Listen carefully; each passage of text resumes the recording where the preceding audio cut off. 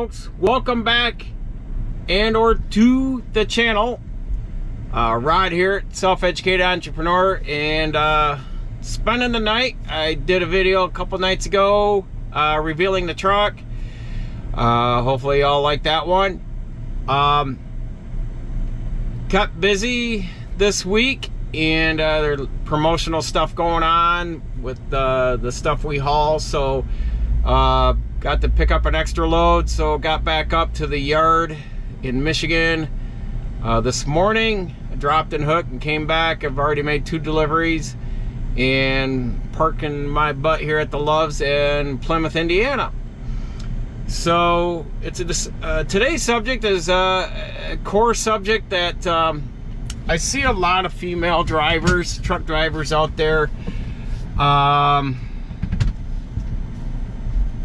and I see a lot of negative comments, mainly in you shouldn't be away from your kids, you should be home taking care of your kids. You know, I said something in this last video about that, and that kind of chaps at me a little bit, to where let them do what they want to do. Who is it for you to say? Are you just one of those guys that think a woman should just wait on you, cook, clean, do laundry, and just wait on you hand and foot? And I you know, I'm not that way, and I sure in the heck I would voice my opinion to one.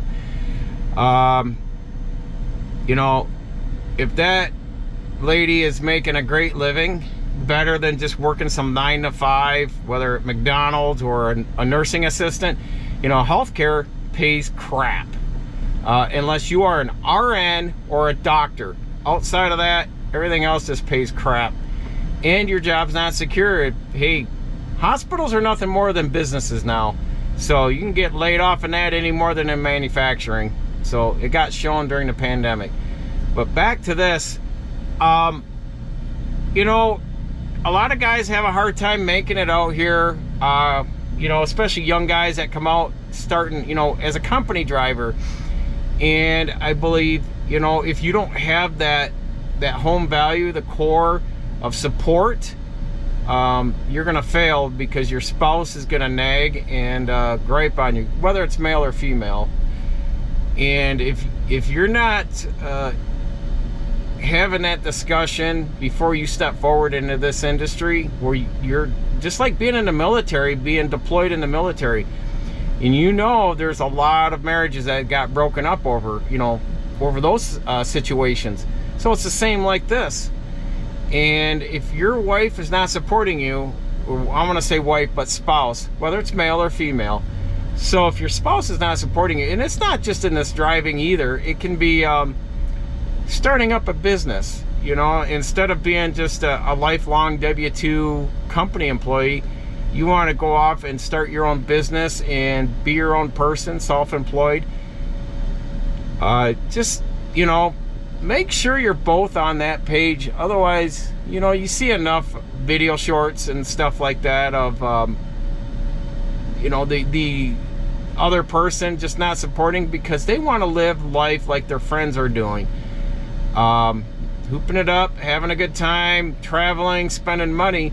And if you got to be frugal to get started, whether you're, you know, like this channel, Self-Educated Entrepreneur, my wife supports me all the way out here on the road, in the truck, and at home with our other businesses.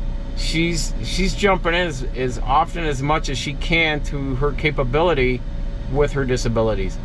But, you know, as long as we've got cash flow coming in, and we don't have to worry about food, paying the utilities, and keeping that roof over our head, we're not, you know, severely over leveraged. We have some payments out there, but we're not so over leveraged.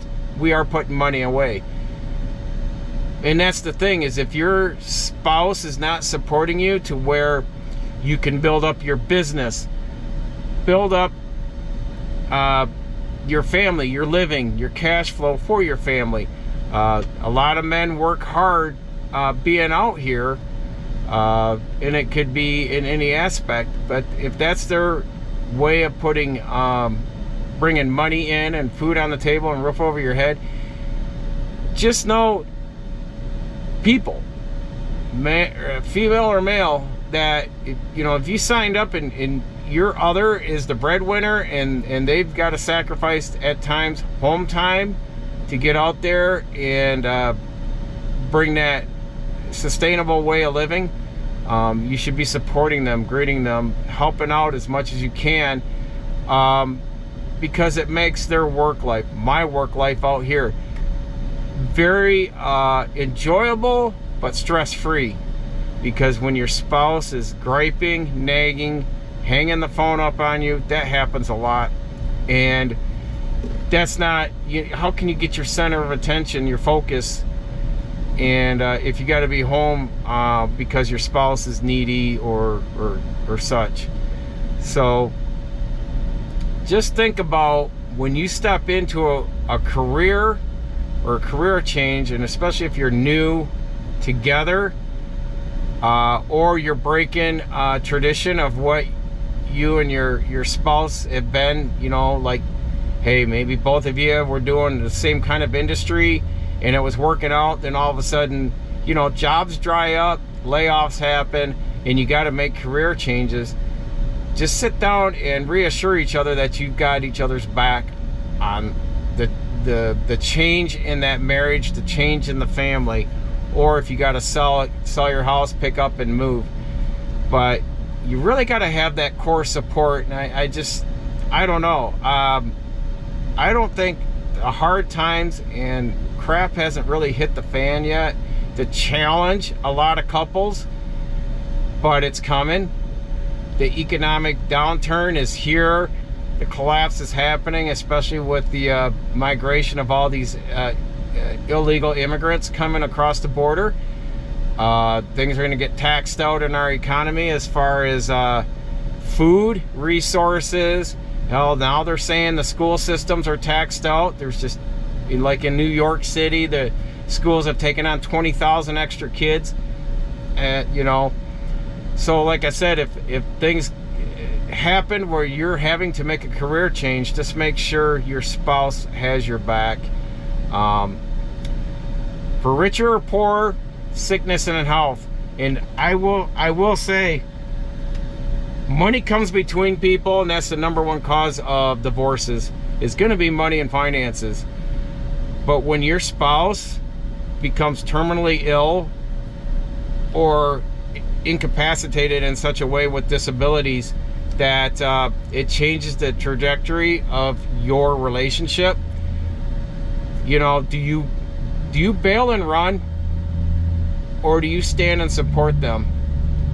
Because remember, if you're the one that's walking away because times have gotten too hard, the other one had a different change of mind, or they became terminally ill, just remember, if that happens to you, is everyone going to bail on you and you're left alone? So think hard and wise about that. But I enjoy being out here. I enjoy traveling. That's why I enjoy this job. My wife would love to be out here, but right now, we'll see here in the future. But for now, she gets to hear my stories and the ups and downs of my time out here on the road. There's more good days than bad, but there are bad days. But she's my voice of reason, and she helps me get through those bad days so I can stay focused, keep my driving focused on the road, and everything up here centered, so everything is safe at the end of the day, even though it's a bad day. So just think about that person you're with and how well they have your back going forward. Whether the good times are nice and smooth right now, but if you sat down and asked in a worst case scenario, what would be their reactionary if you lost your job, had to change into a new style of career, or got terminally ill? How would they handle it? Or would they just, it's too hard, it's too challenging, I'm going to walk away from this relationship and find someone that's going to make my life easier? So that has happened, and just remember, unless you're in really strong, in-depth talks with your significant other, don't assume, because assumption's the evil of all screw-ups. So continuing educating, and stay safe out there, folks, and we will be speaking with all of you hopefully very, very soon. So from the road, till next time.